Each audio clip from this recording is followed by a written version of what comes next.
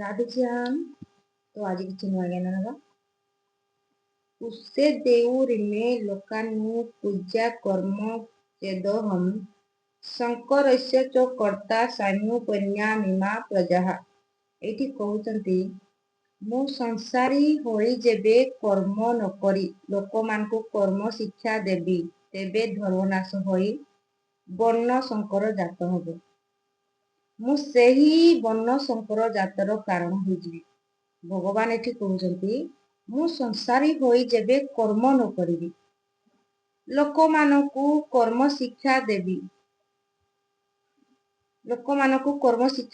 तेबे धर्म नाश होई वर्ण संकर जात होइजिबे। मु सेही वर्ण संकर जात कारण होइजिबि।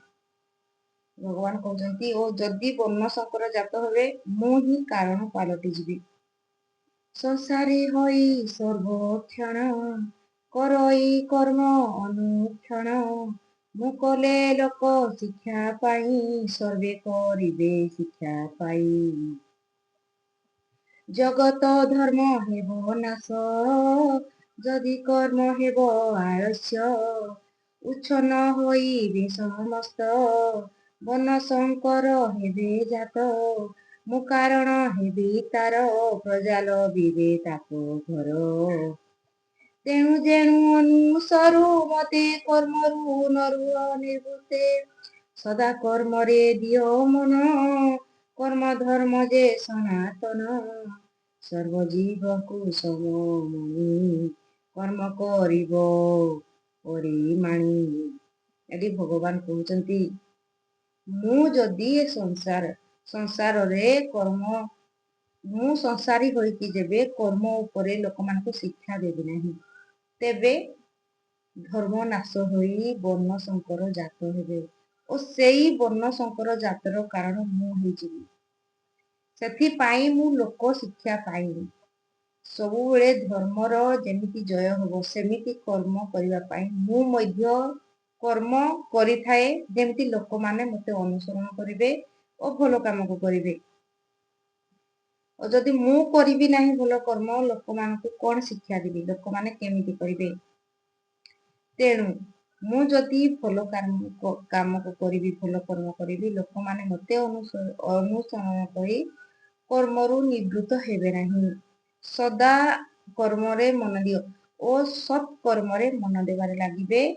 जेतिकी सत् कर्मरे मन देबे सेतिकी ताको कर्मर परिणाम सेमानकु मिलिबो। सक्ता कर्मण्य विद्यास यथा कुर्वन्नि भारत पूज्यात् विद्यास्त शाक्त श्री किशु लोके संग्रहम। एठी कहैछि हे अर्जुन कर्मरे आसक्त होइथिबा अज्ञानी माने कामना रखी कर्म फल आशा रखी कर्म करନ୍ତି। आसक्ति रहित ज्ञानी माने कामना न रखी कर्म फल आशा न करी केवल लोकमानक शिक्षा निमंते कर्म करिथांती। एठी भगवान कहउचंती अर्जुन को हे अर्जुन जे कर्मरे आसक्त होइथिबा अज्ञानी माने जो माने कर्मरे आसक्त होई जानती से माने अज्ञानी से माने कामना मनरे रखी कर्म करନ୍ତି। माने कोनोसी काम जदि करचंती मनरे कामना रखुचंती आशा रखुचंती मो एई कामटा करछि माने मते एइटा फल मिलबा दरकार सेई आशारे अज्ञानी माने काम करନ୍ତି। किंतु कर्मरे आशा न रखी आसक्ति रहित ज्ञानी माने कामना न रखी कर्म बिना कर्म आशारे काम को करନ୍ତି। आशा रखନ୍ତି नहीं कर्म को नहीं आशा रखନ୍ତି नहीं निष्काम भक्ति रे काम करନ୍ତି ओ लोक मानको शिक्षा निमंते कर्म करिथांती। लोक मानको शिक्षा देवा पाई कर्म को करिथांती। ओके आहे भारत माने कर्म बासना रखी मने कर्म फल होई आसक्त कर्म को करନ୍ତି सतत